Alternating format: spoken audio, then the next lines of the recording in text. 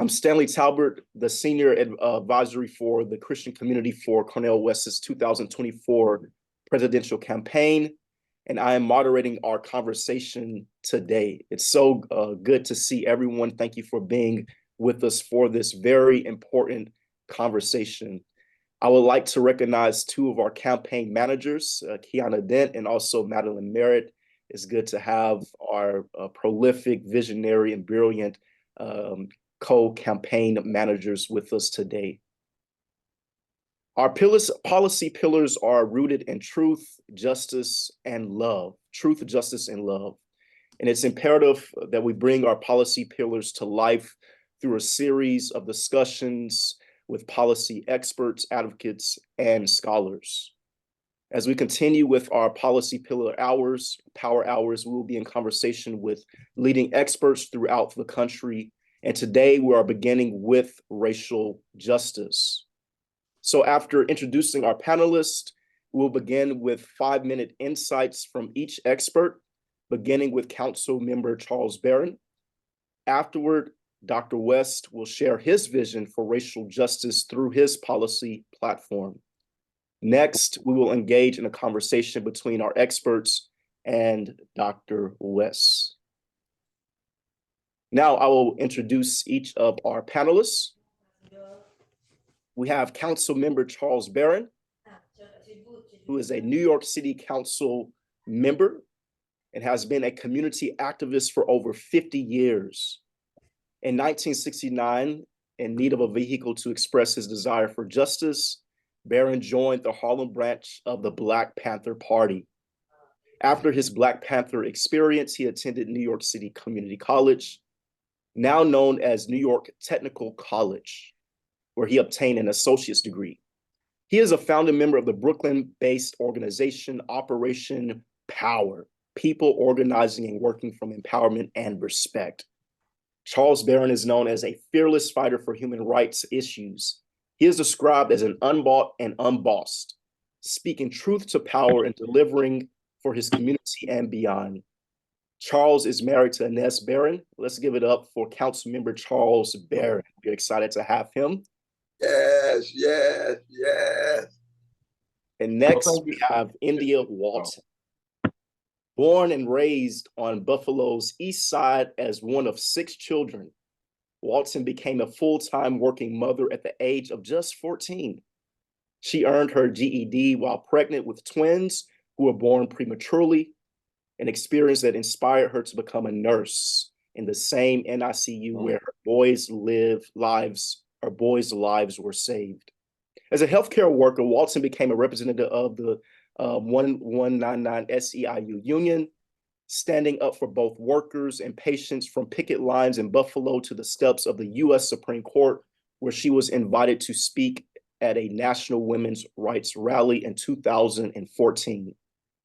Continuing to serve as a nurse in Buffalo public schools, Walton witnessed the health disparities among our most vulnerable citizens and became determined to change the systems that cause these injustices.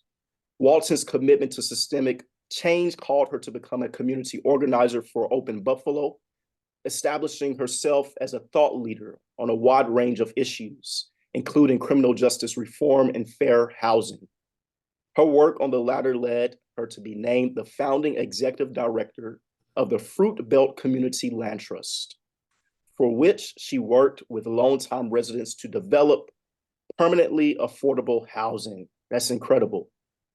In 2021, India Walton rose to political prominence after defeating longtime incumbent Mayor Brian Brown in a remarkable primary victory. Can we all welcome India Walton to this conversation? Yes, yes, yes, yes.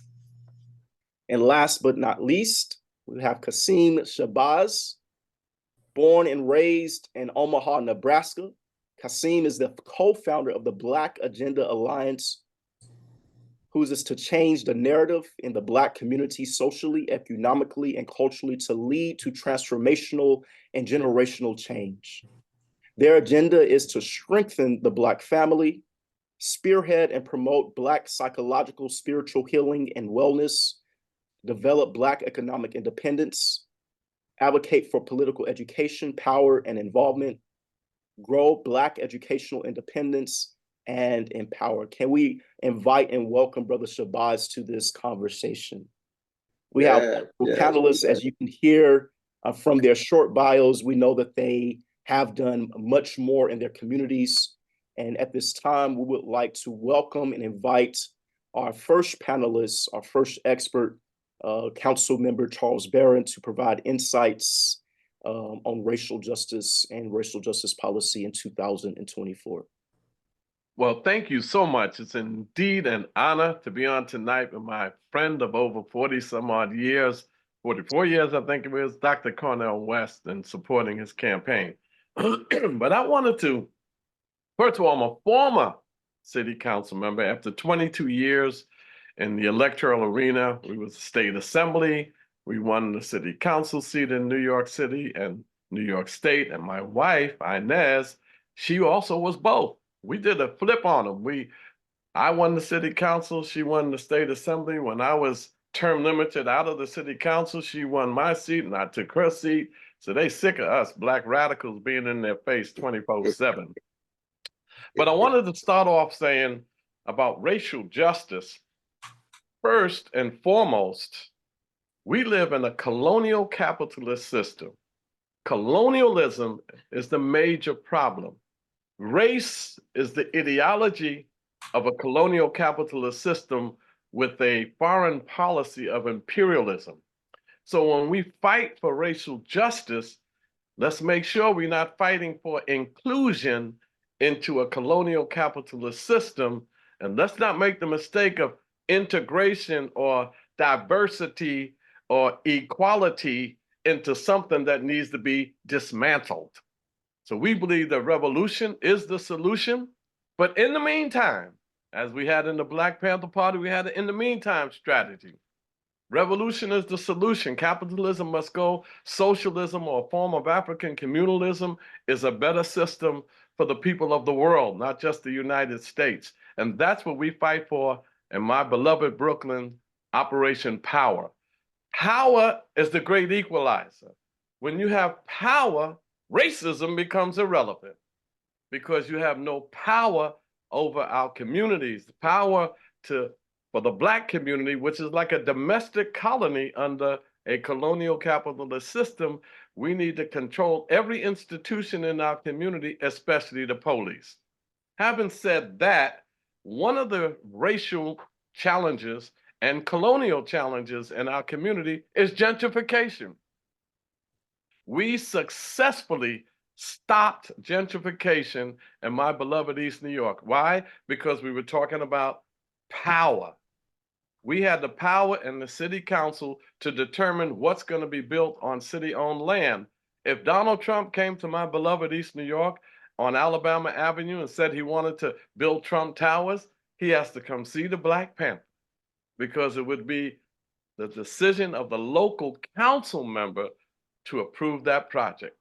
We are one of the only Black communities in New York City, perhaps New York State, that experienced a 13.2% increase in the Black population and a 8 to 9% decrease in the white population through making sure that gentrification didn't happen, because we controlled the area median income, the requirement income to build housing. We made sure it was affordable to us, not just throwing that term out there. So if we want some racial justice, rid ourselves of colonialism and control, we have to control the land that we own and the housing that we own. And that's why it's important to look at gentrification. We have the formula to stop it, because that's what we did. Secondly, of course, reparations. Look out for the co-opting of the reparation movement. All of these commissions, I have to say, I was successful in getting a reparations bill passed in the New York State. But once you get those bills passed, and we're glad we did that, and California did it, but look out, because if those commissioners are picked by the state, and then after the state picks the commissions, my bill said that in Cobra, December 12th movement, and Ron Daniels and the Institute of Black World. They should pick the commissioners, and then we'll do the report, and the report goes to the state at the end anyway. So we passed the bill. They changed it so that the state can make the picking, but that was still our bill. Reparations can't be just for African people here in America. Don't let them divide us with these arguments about who should get it. So the bill says that we should determine who should get it, how much, and what form. The other thing on racial injustice and reparation is poverty. You know, a lot of so-called civil rights leaders are always marching to Washington every year for photo ops and for, speeches.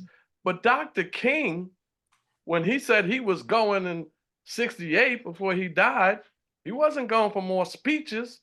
He was going to make sure that John Conya's $60, $70, $90, whatever $1 million anti-poverty bill was passed. And he was doing militant civil disobedience, like stopping planes from taking off, like taking over government buildings until this bill was passed. And Dr. King, before he died, said, you know what? I fought hard to reform the institutions of the South, a little change here, a little change there. Now I think quite differently. We need a radical rearrangement of the entire economic system. We need a revolution of values. And perhaps, Brother Harry Belafonte, I'm trying to integrate into a burning house. And that burning house was colonial capitalism. Finally, we got to protect our right to speech. Free the Uhuru Three. Omali Yeshitela and the radical movement out of St. Petersburg, the African People's Socialist Party are right now indicted, and they have to go to court. They've taken them to court, even though they're charging them because they spoke out and they chose to support someone other than Ukraine in the war and spoke out against the system. Now they're indicted and raided their houses and drones and all of that. Free the Uhuru Three. And so when we talk about racial justice, we got to connect it to a colonial capitalist system and revolution, radical systemic change. Thank you so much, Charles Barron, for those wonderful insights on racial justice. We look forward to bringing those into conversation. Incredible. And now we would like to welcome India Walton. Thank you so much, Stanley. It's such an honor to be here, and I don't know how I say anything after Assemblymember Charles Barron. I mean, what a legend, and what an honor it is to be able to share space with thought leaders who are connecting the dots between colonialism, hypercapitalism, and racism, right? So I think that when we talk about the Black agenda and moving Black people forward, we have to acknowledge that Black capitalism isn't going to save us, right? We don't need to be wanting to assume the role of the oppressor and just switch positions, right? We have to bring everyone along with us. And historically, when we advance a Black agenda, whether that be civil rights or voting rights or what have you, we have brought other demographics and other folks along with us. So, when Black people win, all people win, because by our nature, we bring everybody along with us most times, and a lot of what the Assembly member touched on is very resonant in Buffalo. I live in New York State also, right? We recently passed the Marijuana Regulation and Taxation Act. And I'm watching people who, by a lot of legislators, it was billed as a form of reparations. 80% of arrests in New York State were Black people, but we know that people used it at similar rates. But now that the market is up and running and there's money that stood to be made, rich white people and venture capitalists are getting licenses and opening dispensaries. Meanwhile, we are still suffering the punitive effects, the child protection costs, the denial of housing, and so on and so forth. So, as we move forward with our policy agenda, we have to also think about the unintended consequences and make sure that we are putting the most vulnerable and those who have been most impacted at the forefront, also with an eye toward co-governance, right? I'm no expert on policy. What I am is an expert on people. And I believe in the power of people and experiences, and every initiative, every everything that I've ever advocated for has been related to something that I've personally experienced or someone has close to me experienced. The people know what we need, where we are. We simply have to put the resources there, right? So while we're talking about reparations, we got to be talking about student debt cancellation, right? We have to be talking about access to healthcare and, you know, infant and maternal mortality among Black folks, and why we're not accessing healthcare, why it's not available to us, why we don't go into facilities and see physicians and nurses and people who look like us, who believe our pain, believe our struggles, and treat us accordingly. So I'm excited to participate tonight. I'm excited to have this conversation. And again, it's an honor, and thank you so much for having me. Wonderful insights. Once again, let's give it up for India Walton. Thank you so much for those insights once again. And now we'll have Qasim Shabazz. I guess I'll take the leftovers, right? So you had the beautiful sister who just did what she did and said, and our beautiful elder here, Brother Charles Barron. So I guess for me, it's a little bit different because we deal with it from Gender Alliance. We deal with things from a Pan-African perspective. My predecessors, ancestors, they've come and they've laid this beautiful blueprint as to what should be done. And that's the course that we take. We currently recently purchased 8 acres of land, cash money, with the collective Black dollar. No grants, no loans, no none of that. We're in the process of purchasing another 106 acres very soon. We run our own all Black youth development programming, no grants, no loans, no none of that. You know, so we, you know, for us, it's more so like, you know, bringing, when we speak of racial injustice, I guess where I'm at with it in my personal development, it's more so paying attention to the type of injustice that we do to ourselves. And our philosophy is that if we can't do it for ourselves, then we don't deserve it. And then so that's something that I've picked up over time, learning, reading things like The Powernomics by Dr. Claude Anderson and Umar Johnson and stuff like that, just different people that I follow and that we follow as an organization, that we've taken more of a self-sufficient role, shall I say, though we participate in the political process and mobilization and stuff like that. And it's very true, the detriment of gentrification that's taken place all over this country in the ghetto was a well thought out, advised plan through time. And apparently it was a plan, you know, and then so the way we see it is that we produce for ourselves. I guess that should be the plan A instead of the plan B. And I don't know, I guess the terminology racial injustice, just with all that I know and all that I've learned through time, is to be a greater participant in self-development and collective behavior, and paying very close, detailed attention to the type of injustice that we do to ourselves. Absolutely. Thank you very much. Let's give it up for Qasim Shabazz again. Different perspectives, but wonderful insights. Thank you so much, our dear brother. And now we want to bring to the Zoom stage Dr. West, Dr. Cornel West, who's patterned his life and legacy after Martin Luther King Jr., a legacy of telling the truth and bearing witness to love, truth, love, and justice. His presidential candidacy is a beacon of hope and solidarity with the everyday poor and working people of the globe. Let's give it up for presidential candidate from the Independent Party, Dr. Cornel West. My dear brother, want to thank you. Want to thank you, Brother Stanley. Man, you play such an important role in this campaign. I want to just salute you. And of course, I always want to salute Sister Madeline and Sister Kiana. And Brother Edmund's not here. We got 3 magnificent campaign managers, co-campaign managers on the case.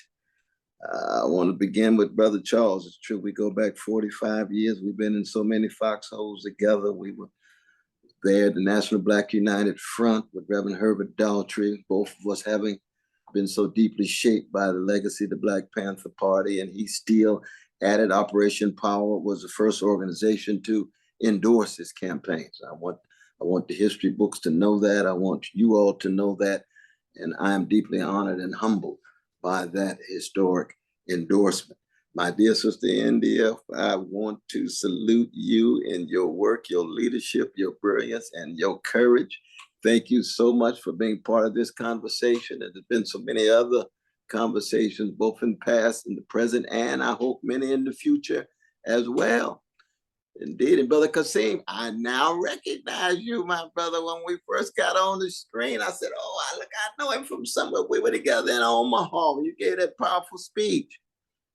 That's what it is, right there, Malcolm X's birthplace and so forth. So I want to acknowledge that, my brother. Really apologize to you in some sense because I didn't recognize you right on. You got that brim on, you know. A little bit different though, brother. But thank each and every one of you all for being here because, I mean, any campaign, which is always just a moment in the movement of everyday people straightening their backs up and trying to organize and mobilize and bring power and pressure to bear to engage in that kind of fundamental change, a revolution that Brother Charles was talking about, all of the great freedom fighters in the history of America, from indigenous peoples to Black peoples to brown peoples and so forth, have always called for a fundamental change. We're zeroing in on Black folk today. But Brother Charles is right. You see, if you talk about truth, justice, and love, the condition of truth is to allow suffering to speak. So you always look at any social arrangement, any system, any regime, any nation, from the vantage point of those who are suffering, those who are catching hell, those whose backs are against the wall. I come from a revolutionary Christian tradition and has to do with the least of these. I come from Hebrew scripture that Hesed spread to orphan, widow, fatherless, motherless, persecuted, subjugated, demeaned, degraded. That's the lens through which you view the world, and what American politics has hardly ever had. Persons who come from social movements that look at the world through the lens of those who have been subjugated, exploited, occupied, demeaned, degraded, and so on.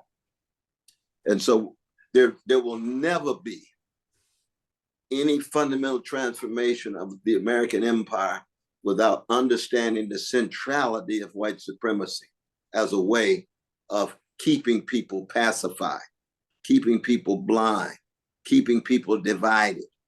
And yet, Brother Charles is also right, that white supremacy has always been rooted in the modern world to predatory capitalist processes.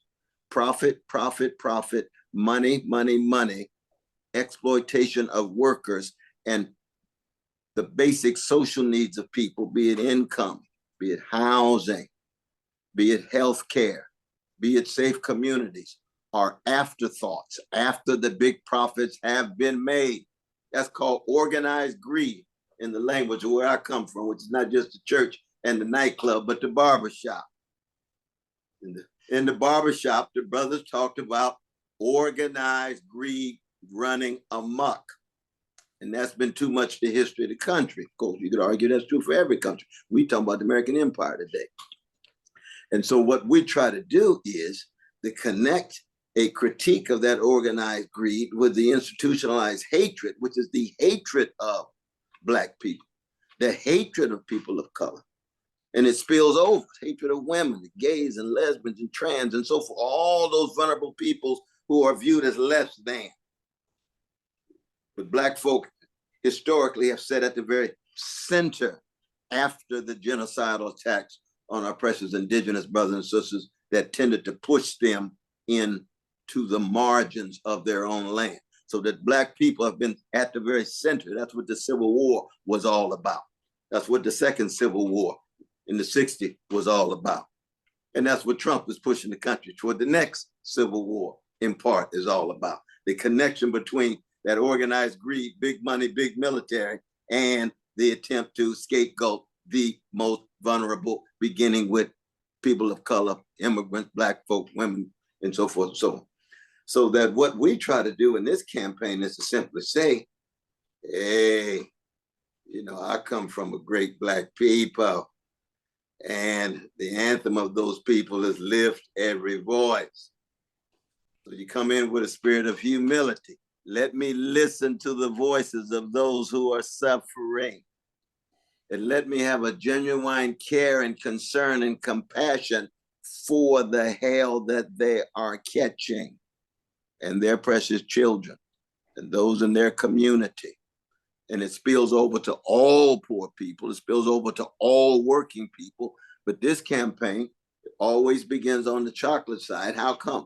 Because I'm running and my mama's chocolate and my daddy's chocolate, and I come from a chocolate community. So I've got to be true to myself in terms of what empowers me, that allows me to speak to the needs of other poor people and oppressed people wherever they are, whatever color, whatever gender, whatever sexual orientation. See, that's what we talk about when we talk about justice, is what love looks like in public. And so we're very explicit about painful truths that the two-party system doesn't want to come to terms with: the grotesque wealth inequality, the mass incarceration regime, all the talk about how magnificent and marvelous the economy's doing, and all you got to do is walk outside your house. I live on 123rd Street in Manhattan, and you see precious homeless brothers and sisters who don't have a place to stay. Oh, that's how well the economy's doing? Uh-huh. Why is it that 3 individuals have wealth equivalent to 160 million fellow citizens? That's how well the economy's doing? How come 1% of the population got 90% of the wealth? That's how well the economy's doing? You can see the lies of mainstream discourse, the lies of centrists in their preoccupation with rationalizing structures that continually reinforce pain. And that's one of the reasons why for us, you know, we actually believe that self-respect and self-determination and self-defense are 3 fundamental pillars. That's been pillars of the Black freedom movement. The Black freedom movement is 11 in the loaf of any grand progressive project in America. And you can't have the self-determination without having community control. We've talked about this with Brother Charles when we had the dialogue there. How long ago was that, though, brother? Beginning part of December, wasn't we? The dialogue there at the center.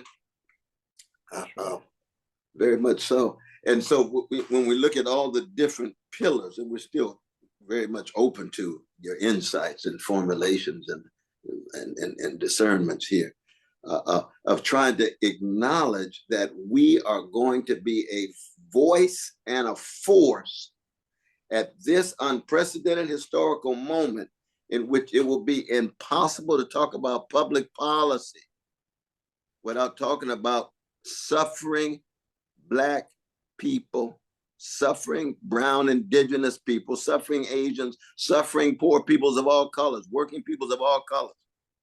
But there's a racial dimension to this thing that's very important. And that's one of the reasons why, you know, we have the dialogues about reparations. What does it mean to talk about the truth of the American past?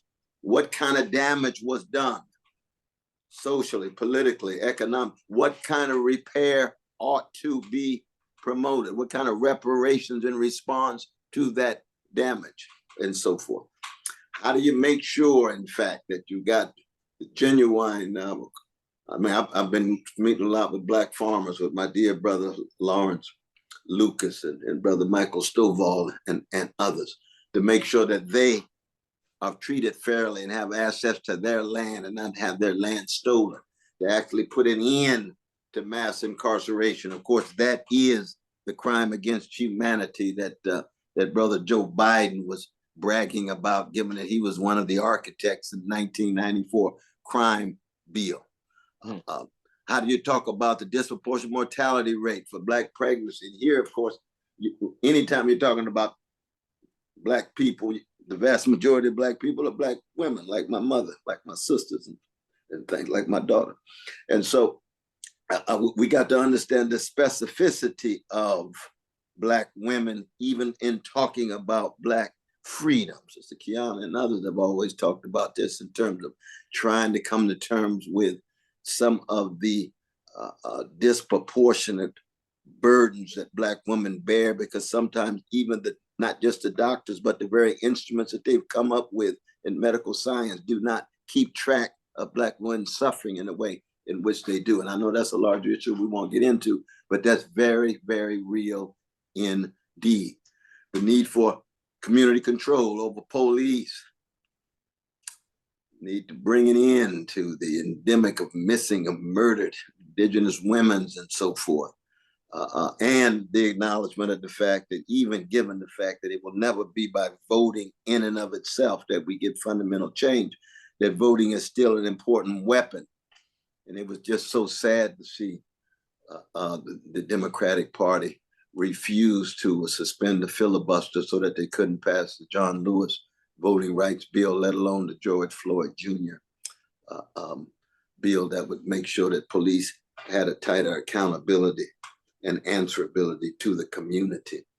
Now, the issues of poverty, well, of course, we connect economic justice, and we've got environmental justice, we've got a global justice, we've got a whole host of things that are connected to racial justice. Of course, the situation in Gaza is very much has its own racist elements to it, in terms of we know that if in fact those children were either European children or Jewish children, and they were Arabs who were engaging in that kind of genocidal assault, there'd be a different kind of response in the US government, different kind of response in the country. And we're saying simply, as we say on the domestic front, that a precious baby is a precious baby, no matter what color, a country, a gender. And that we ought to have the same level of righteous indignation with these Palestinians babies that we would have if those babies were European. And that's the kind of an unveiling of the levels of hypocrisy and double standards that are too often at work in both parties, the Democrats and the Republicans. And it's something that we're willing to fight for. It's something that we're going to continually throw down, something we've been doing for 50 years. That's right. And many of us will be faithful unto death. Let's give it up for Dr. Cornel West. Thank you for your insights on racial justice and our policy from this campaign. Very grateful for Dr. West. And now we're going to enter into a conversation. There's been so much that has been said, and we want to synthesize and bring those thoughts into conversation. A lot of this panel has talked about reparations, whether it's from Barron speaking against co-opting reparations, or with Walton thinking about student loans, infant mortality, and health, holistically, or some solutions that have been proposed by Shabazz, which is the idea of purchasing land. So here's the first question that we'll put before us, and we'll give each of you a brief moment to respond. Does racial justice begin with reparations? Does racial justice begin with reparations? Why or why not? And then, what do reparations look like for you? What do reparations look like for you? I'll repeat that one more time. Does racial justice begin with reparations? Why or why not? And what do reparations look like for you? Well, I'll kick it off. W.B. Du Bois said that in the 20th century that the color line, race, was the question of the 20th century. And I say in the 21st century, reparations is the phenomenal, ultimate question that must be answered. But we got to make sure that we don't let them see what you're supposed to get as tax-paying citizens out of these budgets as reparations. We have a $233 billion state budget in New York, a $109 billion city budget. The state has $22 extra billion in reserve, and the city has another $8 billion in reserve. Eric's not broke, and neither is Kathy Hochul. They're greedy, they're for the capitalists, but the bottom line, if you give us scholarships, That ain't reparations. If you give me health care out of that state budget, that ain't reparations. That's what I'm supposed to get because of my taxpaying dollars. So reparations is a debt owed. And our oppressors cannot determine what the compensation is. We have to do that. So we have to say who's eligible. That's going to be a big fight because people are playing all kinds of silly little games. And I think there's some government intervening with some groups that are talking some crazy stuff. But be that as it may, I think that when we talk about reparations, we should at least say, and that's why I agree with my brother Shabazz, land has to be the first thing on the agenda. Land. As Malcolm said, land is the basis for freedom. I'm a member of the Shrine of the Black Madonna, and we have Beulah land, 3,000 acres of land that we have that we'll be developing. So as we do that balance between getting what we can out of the system, because most of our people are in public schools or in the systems hospitals or in the systems housing, and we do what Brother Shabazz is doing and what the Shrine is doing, develop independently. So reparations for me is land, cash money, and any other way we want to deal with education or healthcare, we will determine who gets it, how much, and what form. I 100% agree. You know, everything in this country is dictated and determined by ownership, primarily landowners, developers, and the people with the money.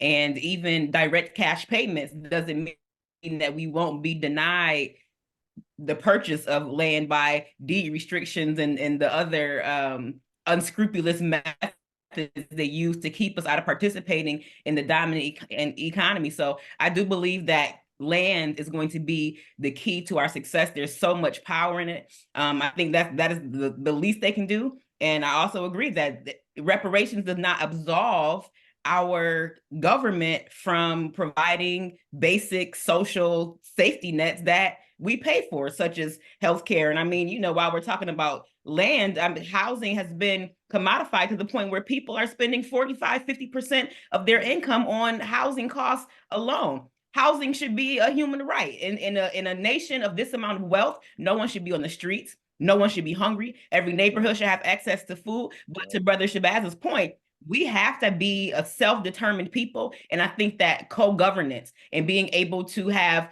community development in determining how these monies are allocated and spent is going to be key to making sure that we actually are doing this from a reparative framework. And in addition, aside from the economic point, we need accountability. We need for them to stop killing us in the streets and being able to walk away and go work somewhere else, or just, you know, have a paid taxpayer vacation and come back to work, right? Like, safety should be a priority when we talk about a reparative framework. Stop criminalizing poverty, stop criminalizing Blackness, right? Stop criminalizing our children, and hold people accountable who are causing harm to our communities and to our bodies. So I agree. And that was the top of my list is land, because it's the one thing that does not depreciate from my understanding. And practical resources. You know, I spend every weekend teaching boys how to hunt, fish, shoot. We just added carpentry to our program. We're going hiking this weekend. You know, these particular resources have been strategically misplaced from the ghetto, from the minds of the Black children. And that's where the crime rate come from, and so forth and so on. So when we talk about resources, I look at those things as being the most tangible, putting things in place that that represent those things, right? Access to land and the resources that they've strategically have taken from the community, that you can go to any white suburban area and find, going into those that I've mentioned. And you know, of course, the money bag, like the brother said and the sister said, you know, so that's, but I don't think that just based on our condition, oh man, how do I just based on our condition, I think the land and other tangible resources that I mentioned, especially for the Black boys, young sisters as well. But the money, and I mean, it's a heavy topic, you know, because there's so many things that have been done and so many things that have been taken from us, and it's a hard one. It's a hard one. Mm. That is so true, though, brother. I mean, I think that the first thing we should recognize on a deep moral and spiritual level is nothing can be done to repay what ancestors had to go through in terms of the bones on the floor of the Atlantic Ocean, the hundreds of thousands who didn't make it, and the bodies, Black bodies swaying in southern breeze of the lynching, and the curtailed mortalities, and the vicious attacks, massacres from Rosewood to Tulsa. We can go on and on and on. So you put that in the context, and then you say, like Brother Charles said, first, just as citizens in the richest empire in the history of the world, every citizen should have rights to quality education, free, Medicare, free, quality housing. You should have rights to safe community. That's citizens across the board. Then you have those whose slavery and whose Jim and Jane Crow was a precondition of other people's citizenship. They were not just non-citizens, they were almost anti-citizens. That's what reparations speaks to. So that on the one hand, we should have a society free of poverty, free of homelessness, in which people can live lives in which they flower and flourish across the board with education, with including the access to land and the control over that land, but also the means of communication. See, media is very important here, you see, because one of the ways in which it's very difficult to have the kind of honest, candid conversation is that if you don't have control of the means of communication, then the lies that have been told have very little countervailing possibilities. How do you respond to the lies? And that's one of the things that has justified the crimes, is the systemic lying that has gone on in mass media, in the history of education in the country. And so all of these different levels are something that we have to come to terms with and then say on the ground. And here I think we want to get textual here. The text From Here to Equality by dear brother Doherty and sister Mullins, just published a few years ago. Very important voice and set of voices. The Debt by Randall Robinson, my dear brother who just died. He left the country in exile, couldn't live in America anymore, moved to the Caribbean, and his text is still a classic, going back to the efforts of Queen Mother Moore, going back to the efforts of our brothers and sisters in Alabama. And was it Cobra, my brother Charles? Yeah. I was just with my dear sister down in Selma, Alabama, who's a member of that organization, going all the way back 10, 20, 30, 40 years. All of those voices become very important, but we have to have spokespersons and leaders who are willing to tell the truth and seek justice no matter how unpopular it is. Because the point of reference is not simply the present prejudices. The point of reference is the truths that have been honed out in the past in context of struggle. And that's where the voices of Du Bois, that's where the voices of Toni Morrison, that's where the voices of Audre Lorde, that's where the voices of James Baldwin, that's where the voices of Harriet Tubman, that's what the voices of those who have raised their voices with a profound love, a profound courage, and most importantly, a willingness to take the hits, a willingness to keep moving. Brother Charles and Inez been taking the hits for 50 years. Yeah. And still strong. Still strong. I know that Brother Qasim and Sister Indy, been taking the hits too, but I know y'all a little bit younger than me and Charles, and we don't want to get, ages here because the younger generation got some profound insights that we older folk don't have. That's just a fact. That's right. And we acknowledge that. We acknowledge that. But I know you got another question, my brother. Brother Stanley, if I could say this just real quick, we can't talk about land without including the indigenous people who are on reservations. So I think it's important for us when we have this land question that the indigenous people have to be right at the table. The other things, you hear things like, I didn't enslave you. My ancestors didn't enslave you. Some whites say this. We came just at the turn of the century. We weren't even around during slavery. And I say, I don't care if you came here last night. America owes us. It's a debt owed. We have a $33 trillion national debt. I had nothing to do with that. I don't even know how they spent $33 trillion. But they take that out of our taxpaying dollars to pay that debt off. So we got to make sure that reparations is a debt owed. So when you hear people say, how much we owe you?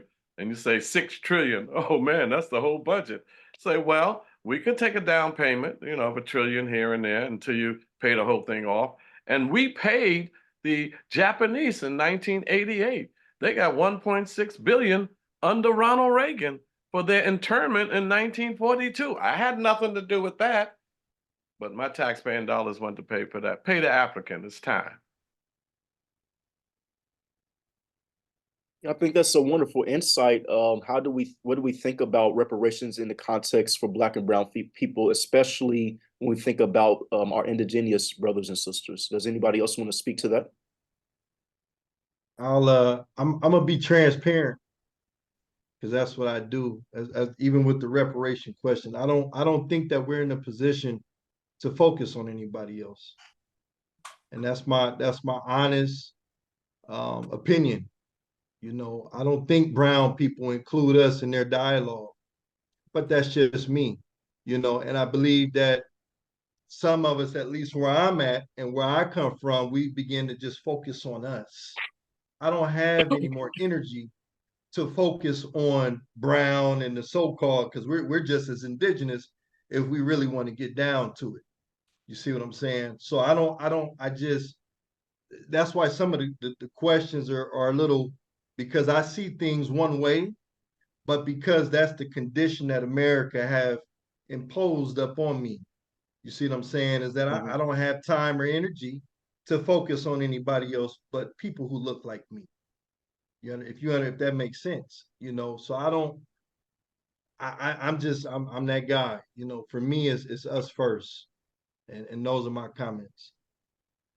I agree with you more. I agree with you 1,000%, but I'm just saying that those other, particularly indigenous people who they stole this land from, but we believe African Black people first, but I just said that they should get their fair share. I don't know about anybody else, but this indigenous people, we were indigenous. So I agree with you 1,000% because that's where all my focus is, but it should be mentioned at least. Yeah. But there is a difference though, Brother Shabazz, between having a commitment to a moral and spiritual witness and having a strategy and tactic in which you say, I'm going to focus primarily on the chocolate side of town. See, a moral and spiritual witness says that I have a concern for people who are being treated unjustly. And strategically, I'm focusing on these Black folk because I only got so much energy, so much time, so much concentration that I have. So I'm going to give a priority to these Black folk. But that doesn't mean you don't have a concern at all for other folks. That's it. Can I interject? Sure. It's not that I don't have a concern, but my question to you all would be this. Who've come along and thought about us and our struggling and our pain? Who've done that? I think a lot of people on this call. But two things though, brother. One is that you don't enter a movement looking at how one's enemies have behaved. You see, the behavior of the enemy is not the criteria of how we behave. You see, so that if we look and say, well, nobody helped us, well, that's on them. That means they are the folk that don't have no morality. They're the ones that have no concern. They're not the point of reference at all. The point of reference are those who have produced in us, poured into us the love, the courage, the integrity, like, yo, your mama, your daddy, and so forth and so on. And you got to also recognize, I know we don't want to go on too long, my brother, but you also got to recognize that the very notion of us is a fluid one. You see, I was born in Oklahoma. You got, for every 45, 55% of every Black person got indigenous people in their families. Or have other things in their family. So even the us itself is not as pure and easily dividable as one thinks. But for me, this issue of the morality and the spirituality is the crucial one. Yeah. And I just, you know, I mean, I see you and Charles, I mean, shoot, y'all look, integrity. Can I ask one more question? Me and Cornell, we always get down on that one because he knows I'm like you, Brother Shabazz. I'm for Black folk. I just want to ask a question. Yes. But yeah, but the other thing is, like, in the shrine, when we got that 3,000 acres, that's just for Black folk. That's just for Black folk. But in the Black Panther Party, when we just Black people joined the Black Panther Party, but we hooked up with the Young Lords. We hooked up with the Iwo Chin, the Asian revolutionaries. We hooked up with anybody that was going against capitalism, but nobody could join the Black Panther Party but Black folk. And we were focused on liberating the Black community. So we could stay focused, and I agree with you. It's just that I think it's worth mentioning that at least the indigenous people, if nobody else. That's in our nature. Our nature is loving and caring and spiritual. We don't do lynchings and bombings. That's not who we are spiritually. Right. So we can say that honestly without even speaking to it. But my thing is this, and because I know we're on time, but they asked Kamala Harris a question when they said, what do you plan on doing for Black people? Or something of that nature. And she said, what I'll do for Black people would be good for Black people, would be good for all people. So then my only thing is this, you know, at some point, at some time, we can't have a conversation about reparations and continue to want to include everybody in that. If we're 400 to 500 years behind the line, then at some point we got to have something to say, hey, this will speed us up at least to the line so that we can compete. Right. Well, you're right. That's all that I'm saying. No, you're correct on that. All of our reparations arguments in New York is for Black people. We ain't including nobody. It was just an honorable mention. It's not including them in our reparations bill in New York. It's for Black people. So it's not for anybody else. So I just wanted to mention them. That's all. But the reparations bill is for Black folk, because the enslavement of Black people in New York City is incredible. It was the second largest slaveholding city in the country, second to Charleston, South Carolina. So we just focused on our Black folks. It was just an honorable mention, that's all. On Thursday, just there on Thursday. Do the Black people but Kamala Harris and Obama and these other Black politicians, I wouldn't even mention that. Neoliberal centrists, they not points of reference either, though, brother. You know what I mean? Ours is qualitatively different in terms of a commitment to reparation, a commitment to the distinctiveness and specificity of Black suffering and Black enslavement and Black Jim Crow, and yet the African dignity still flowing therefrom. So in that sense, I do think we got strong overlap. But it's good. It's good to have this conversation. Yeah. Sister India, did you want to just say something before we move on? Sure. I was just going to say that none of us are free if we're all not free, right? And because I belong to so many different classes of oppressed people, I find it very difficult to be exclusionary. The other thing that I'll say is that I do a lot of work on urban infrastructure and pedestrian infrastructure. And there's a concept that my friend told me that talks about curb cuts, right? You make curb cuts for people in wheelchairs, but it doesn't only benefit the person in the wheelchair. It benefits mothers pushing strollers. It benefits people with other mobility issues.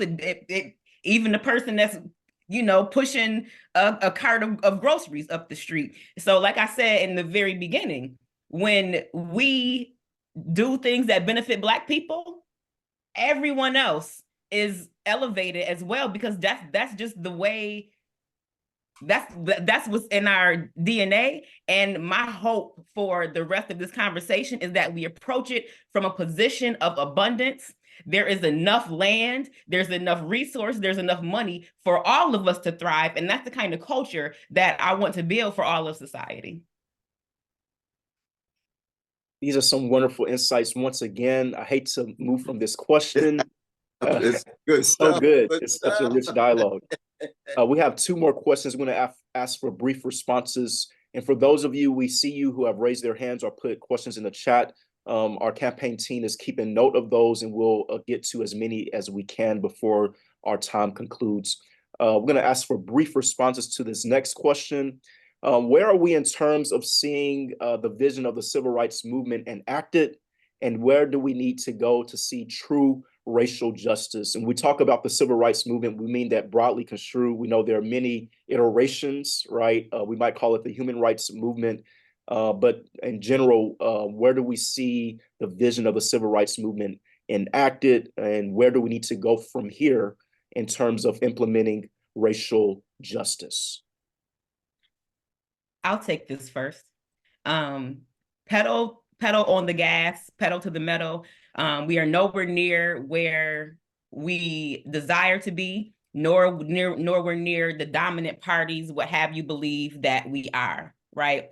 The Democrats are saying that we are moving toward equality when we're seeing the erosion of voting rights, voter suppression all over the country, and just all of it, right? And the 2-party system is not serving us. We need to elect more working class, everyday, regular people who are not beholden to corporations and, the pharmaceutical industry and super PACs and all of these other things. So I think that, the momentum is there, the desire is there, and we cannot let our movements go away with people like Brother Barron and Brother West. We have to be growing up the next generation of leadership. I'm focusing my energy on the 18 to 35 crowd, right? This is a young person's game, and I'm getting toward the other side of it myself. So we have to be mindful to reach back and bring these young people up. And again, to the topic of how we build unity, it has to be a big tent. And I'm gonna be real, like we talk, somebody brought up Obama and Kamala. I have more in common than a poor or a working class white person than I do with some of the elites in my own city who won't even invite me to the table with all of my brilliant ideas, right? But I can get people from across the country to sit down and have a conversation with me about what needs to be done to advance justice on all fronts.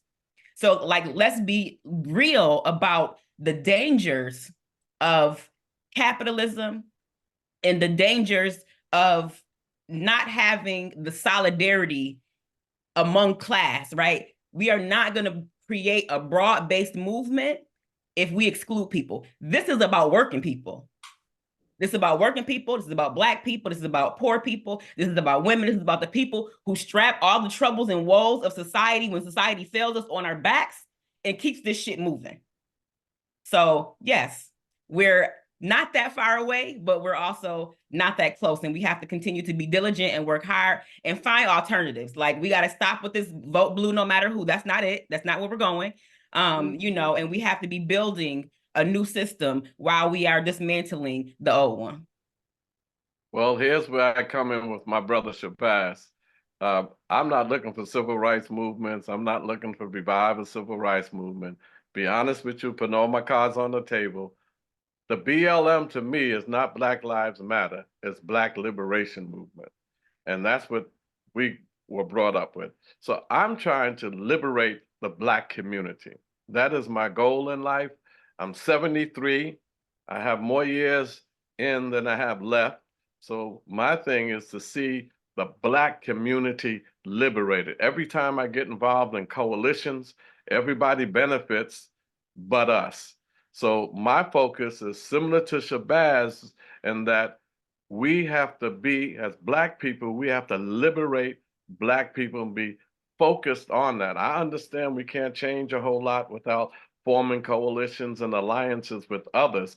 But my focus is to liberate the Black community, to get our divisions, those who have problems with Africa, to look at Africa as central to our liberation. The liberation of Africa under socialism is central to our liberation. So if you look at the Sahel region and how they rose up in Mali and they rose up in Burkina Faso and Niger and said, France out of Africa, and the United States, you go with them.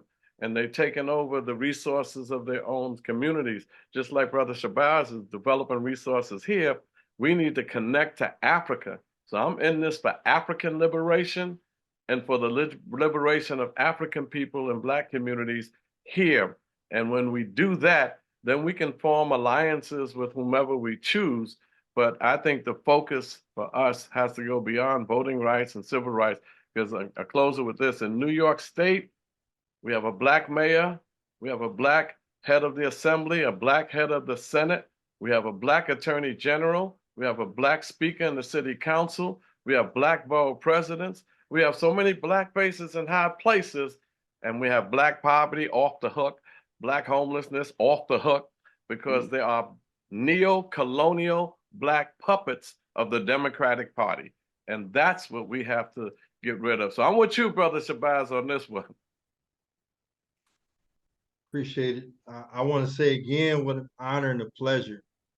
You know, we just started a book club, El Hajj Malik book club for the boys that I deal with. I got about 200 of them. The first book that I put on the table for those boys was the Willie Lynch letter.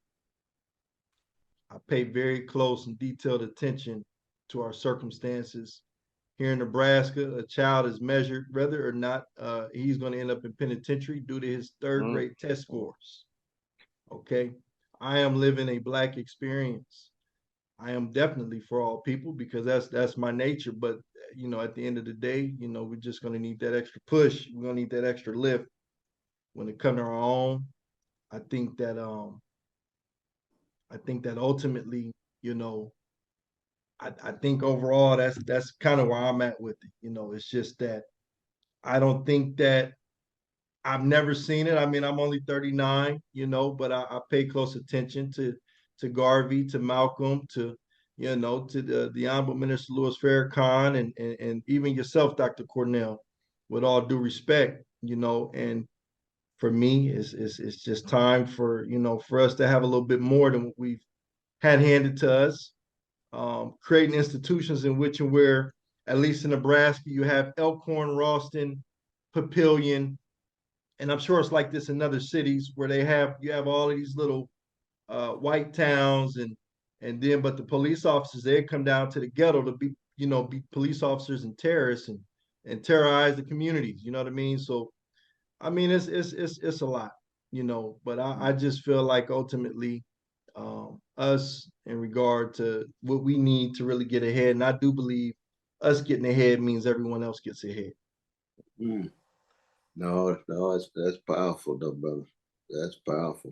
You see, I come at it from a biblical point of view in which you attempt to embrace people across the board, but you give a priority to the ones who are catching the most hell. See, so me and Brother Charles, we traveled the country 40 years ago, Indiana and other places. We won't go into all the details before they were trying to do a thing on us. Because at that time, Brother Charles, was it a leadership institute? Dynamics of Leadership. That's right, Dynamics of Leadership. And me and Brother Charles get up there and we'd have these magnificent dialogues and debates too. And it was powerful because it gave people a chance to be so more honest and candid about what was going on. And so, for example, when Malcolm got back from Mecca and they asked him, well, is there a place for a white brother like John Brown in your organization? He said, well, I think John Brown had passed the test, but that's very, very, very rare. Not a whole lot of white folk like that. Most of his cousins not going to make it, you see. But he had an embrace, on the one hand, of humanity, but he, of course, had a priority. Last night, I was reading, Harriet Tubman's letter to John Brown. It's a powerful, powerful letter because they were deciding how they were going to proceed in terms of his insurrection. And she's a biblical sister too. Her Bible was about 3 times as big as almost, she's a small sister in stature. She's one of the greatest ever in spirit and courage and vision and so forth. See, but she knew that she was giving Black folk fundamental priorities. She wasn't running around trying to bring white folk now. But John Brown happened to be giving Black folk a priority. So she says, I know you're willing to die for Black folk. I'm willing to die too. I have a love. Oh, back to love supreme again. See, once you introduce that love, things start getting complicated and funky now. Because love is going to spill over in all kind of different ways, right? You can't control it. You don't have no mastery of the love that's inside of you. But she started on the chocolate side and often ended on the chocolate side, but she had a concern for it. And I think that's part of our tradition. And that's what's wonderful about this conversation. That's what's so rich about it, because we're willing to be honest and candid. And yet in the end, we know we fighting some gangsters now. Whoa. You talking about organized greed and organized hatred. We fighting some gangsters, and some of the gangsters look like us. Brother Shabazz, I needed you to be with me back there with Cornel West. I'm talking about Black revolutionary nationalism in Indiana. Man, they wanted to talk about getting a noose. I had to hold my neck every time I walked around. Oh, we had a time. We had a time. The beautiful thing was that we take a bullet for each other. Yep.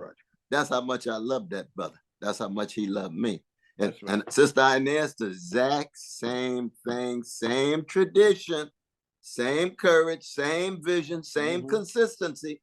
That's why it meant so much when they endorsed me for the first organization in the country. You know what I mean? That's a high standard. That's like Sarah Vaughan saying you can sing, or James Brown saying you can dance. You see, that's a high standard. Brother Stanley, I'm looking forward to meeting you. I was supposed to speak at Union Theological Seminary yesterday because I wrote an article on Black liberation theology and Black power ideology, God and liberation, religion and revolution. So that's going to be an interesting piece at Union. I'm looking forward to reading that. That sounds profound. Really looking forward. Because he's at Pepperdine now. He got his PhD 3 years ago. Oh, okay. Okay. Yeah, so he's in California now, but we all want to read that though. Absolutely. We have one more question. This has been exciting. Hopefully everyone has really been enthusiastic about these questions in this conversation. This is the last question, and then we have 2 from our audience. For those of you who have come, we'll read those questions. And this is for everyone. In what ways are you making progress toward a more just and equitable world?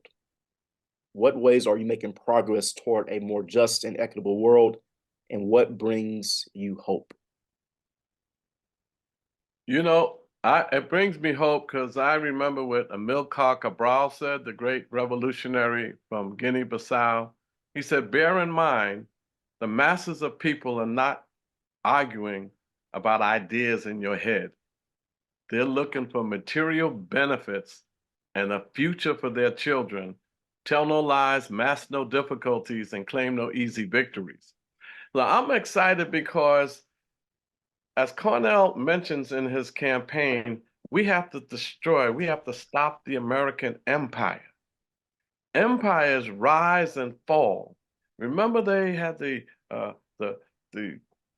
British Empire. The sun never set on the British Empire. Now it's a little mud pat in England and Europe talking about Brexit. They don't even know what to do.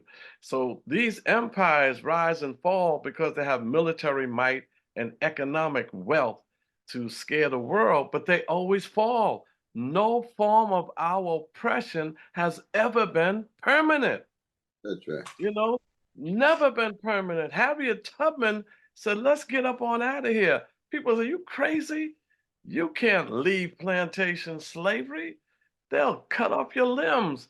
But I mean, we still got some 21st century plantation slaves, but you know, that was over. That was defeated. So we're going to win the whole world. Capitalism, imperialism is a wounded beast globally. They're dangerous now because they're wounded. And it doesn't matter who administrates this colonial capitalist system, whether it's Barack Obama, a neo-colonial black puppet for the Democrats, or a neo-fascist, racist, sick, egomaniac Donald Trump, or whether it's a neoliberal Joe Biden, they all administrating the same system. My hope and my optimism and future for justice is that the masses are going to rise up. And it's happening all over the world. Look at Africa. You know, look at particularly in the conferences, in the BRIC conferences in South Africa, 30, 40 countries are saying, you know, no more World Bank, no more International Monetary Fund. We're going to do like Brother Shabazz said, we're going to do for ourselves. And Africans are going to trade with Africans. They killed Muammar Gaddafi because he wanted to have a whole new system of currency and a new bank and all of that stuff.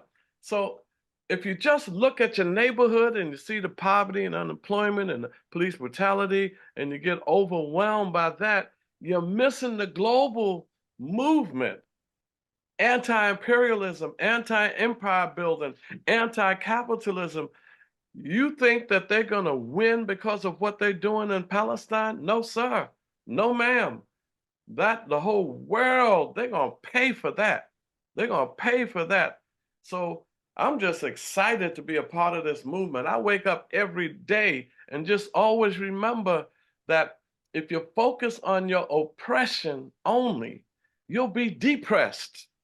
But when you focus on your liberation, you get up and say, guess what? They can't do nothing to me. Nothing. If they killed me tonight, God bless, boy, this stuff is going to take off because we got to plant seeds. There's nothing more dangerous to our oppressors than planting in the fertile minds of our people the seeds of revolution and resistance. And that's what we're doing. And that's why I'm excited. And I got a beautiful African queen, Inez Barron, who got my back, front, side, so I know we're gonna win. Well, that's powerful. Woo, that's powerful, brother. Appreciate that. Yes, sir. So for me, you know, and to the queen, you know, that's the first level of resistance, in my opinion.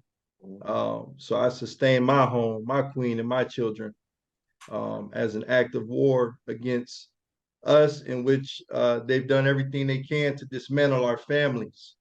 And boy, how difficult that can be at times, you know, when that's not something that you come from. You know, so that's the first act of war.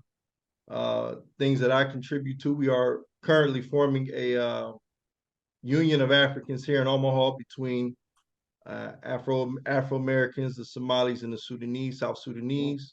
Right. We brought Dr. Umar here, I think a couple of days before we brought you, Dr. Cornell. I know you tried to catch him. We'll be bringing him back June 1st. It'll be the first Pan-African conference. And you'll see all of those different demographics come together. After we've spent a lot of the time this year unifying and putting some things in perspective, go back to my Pan-African conversation, how that's just something that we do and call ourselves as our political front as well, to begin to mobilize the ideas, share resources, and gather from one another. Created a all-Black football league here in the state of Nebraska. I'm the owner and founder. Named the teams after the Garveyites, the Harlem Hellfighters, El Hodge Bulldogs. I wanted to teach the children who they were or who they are and where they come from through the athletic program. Push them over into hunting, fishing, shooting, all of the things that have been taken from them, you know, taken from us in our community. Bought the land and spend my time trying to uplift my people the best way that I can with what we call the tangibles. because it's always easier to show than to, speak on. So. Well, my day job is anti-war, anti-nuclear, and peace work. I am also helping to establish an independent food supply chain in Buffalo, New York. A few years ago on May 14th, a gunman came into one of the only grocery stores in the Black neighborhood and gunned down 10 people. And the reason why he was able to do that is because it was the only grocery store. So I've been focusing a lot on food access, where we prioritize underrepresented and Black farmers, pay them a fair price for their crops that we then aggregate and bring directly to consumers and food pantries in the area. So that's something I'm excited about. But the thing that is most important to me right now is receiving invitations from young people, from college students and professors, from high school students, and even from, as young as third graders, to come and speak to their classes and their schools. Like I said, the 18 to 35-year-olds are like, those are going to be the boots on the ground, the people who are going to take this movement into the future. And the other thing is they get it. This is the first generation of people that is more progressive than their parents. These young people get what's going on with capitalism, with colonialism. They're calling genocide what it is, and they're not having it. So that's what gives me hope, is in the young people and seeing them pay attention. In fact, someone sent me a photo today of a little girl, and she was presenting a project, and she had made a poster, and she said that India Walton was her Buffalo hero, and she had all these little pictures of me and things that I said. And this is a person who was probably in about 4th or 5th grade, right? So they're watching us.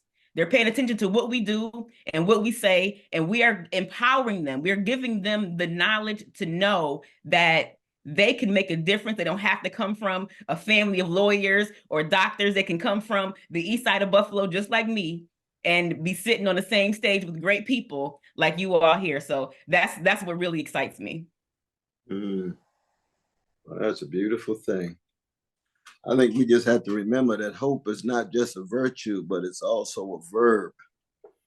So that it has to be action, movement, deed, praxis. Oftentimes, hope is a consequence of action rather than just a motivation of action.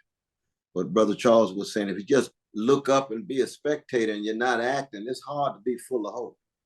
But when you get in motion, when you're part of a movement, when you in solidarity, when you serving the people, the way you serving the people, Brother Shabazz and Sister Walton and Brother Charles, you see, you can't help but be full of hope because you interacting with folk who are so resilient and so beautiful and creative and intelligent and full of their own forms of genius and so forth and so on. I met Brother Johnson's father just the other day, and we were talking about his son. He had this big smile on his face. That produces hope too.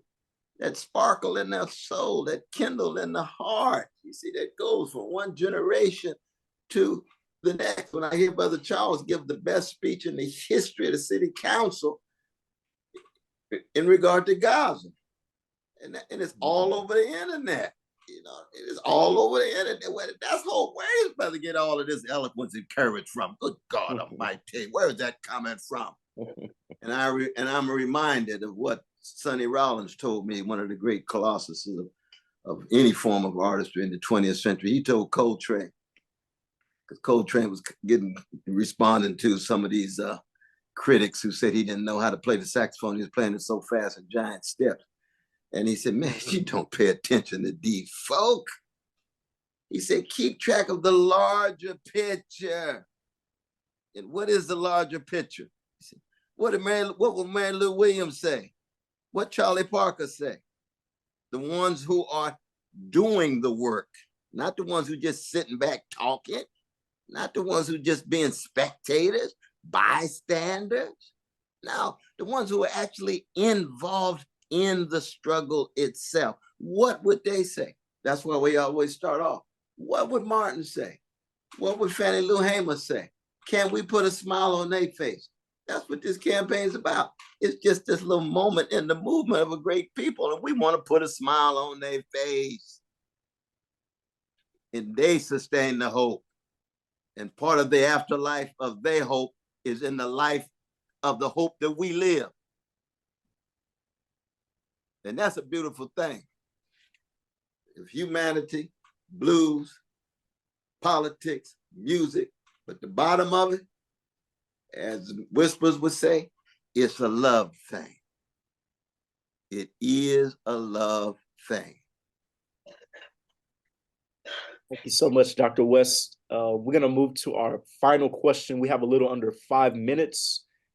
This is from our audience, and we do see and recognize all of the questions that have been submitted. Our team has collected those questions, and then we're going to invite you into this process as volunteers. There's a lot that we can do together. We value your insight and your input, and so we'll have a couple of links after this last question for you. We want to thank you so much for being so attentive and engaged in this important conversation. This is the last question, and India Walton's recommendation actually fits with this question.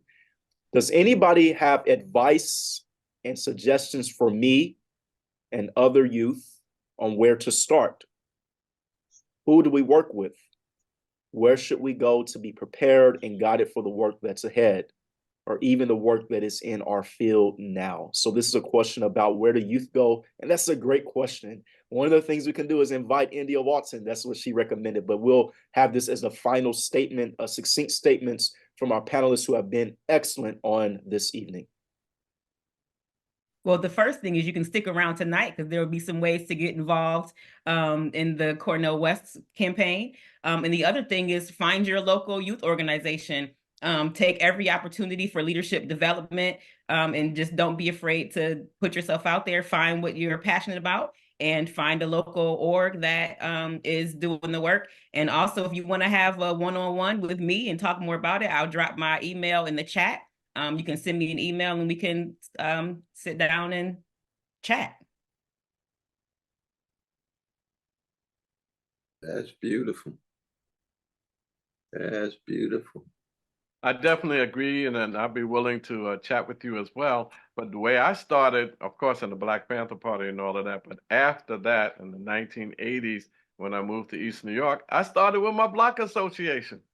I joined my block association, and they were selling some drugs on the corner in the store, and there was a bunch of old sisters, you know, and they're something else. My first meeting, they were so glad to see a man. They said, "Oh, let's vote for president today."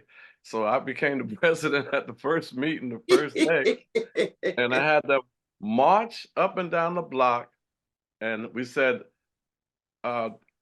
"Video watch."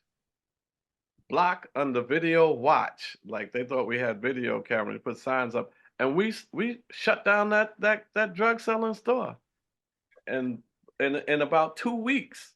So after that, I did more things with the block association. Then I started going to the community board meetings and speaking up. And when you speak up, say something that people are going to remember. You know, hit them with something. You know, we got swag and style and all that. Hit them with something. And then I went to school board meetings, and then the people told me to run for office. And then check out different organizations. I think Amali Yesatella and the Huru movement, they're doing great work. And if anything Brother Shabazz is doing, you know, we have Operation Power. It'll give us a call. We'd be glad to talk with you. But find an organization where you have like-minded people that you could trust. Nobody hustling, hidden agendas. Leadership, not egoship. We don't need personality cults. We need collective democratic leadership. I agree with the brother and the sister. Don't waste no time. Find what you like, but just don't waste no time. You can also access or get in touch with me. Email will be dropped. Black Agenda Alliance. We have tons of youth programming, and wherever we can help, we will definitely help, even if it's lending an ear. There's just so much wisdom, so much courage, so much integrity on this screen. Not just those speaking, but those also who are taking it in actively listening, taking it in, so that we mutually empower each other, so that we always leave more fortified. That's the key. We want to leave more fortified. I know I'm leaving more than fortified from this dialogue. I must say it. This has been rich. Oh, it's been so very rich. And we want to thank our dear brother Stanley and Sister Madeline and Sister Kiana and all of those who helped put this together in the panel. Good God Almighty. Ooh. Brother Shabazz, Sister Walton, and Brother Barron, you all have been magnificent. Magnificent. Thank you. Let's give a hand for our panelists, our experts, Charles Barron, India Walton, Qasim Shabazz, and our presidential candidate, Dr. Cornel West. Thank you all for coming out for this Policy Power Hour on racial justice. Thank you so much. There was a question about the older generation. This is an intergenerational campaign, so everyone can get involved. How? As you see on the screen, there's a QR code to donate and then also to volunteer. It doesn't matter what you do in your aspect of life. If you want to help this campaign, there's a place for you. So go ahead and look at the link, or you can use your phone to scan the QR code. We want to thank you so much for your time. We're going to be on the ballot in every state, and we need your help. So we want to be on the ballot in every single state, and we are grateful for your participation once again. Thank you so much for joining us on tonight. Beautiful, beautiful. That was wonderful. That was wonderful. I'm telling you, each and every one of you all did a deep thing. I want to thank you. Well, Mr. President, we're just honored to serve you. And I think I'll take care of the West Room. Brother Shabazz will have the East Room, and Right, yes, sir. That's the rest of the White House will give it to my sister because they did her wrong in Buffalo. So, matter of fact, we should turn over the White House to the homeless. Well, I told folks if I ever won the mayoralty in New York, I was going to give Gracie Mansion to the homeless. Oh Lord, yes. Not going to that house till everybody has a house and make it a community house, brother. Community house.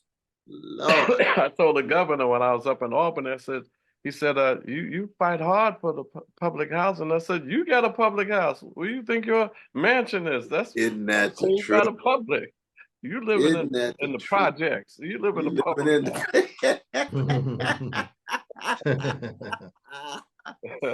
Oh, that's real. That's real. We give Sister Inez a hug for me, my brother. Oh, it'll be my pleasure. It'll be my pleasure. I'll hook it up for you, Cornell. Something special. Appreciate you, brother. Everybody. Brother Shabazz. Thank you all so much. Brother Shabazz, man, love you though, brother. Love you too. Love you too. Good night, everybody. Good night. Good night. Good night. Brother Stanley, Sister Madeline, Brother Keon. Thank you. Thank you all so much. Thank you. It was beautiful.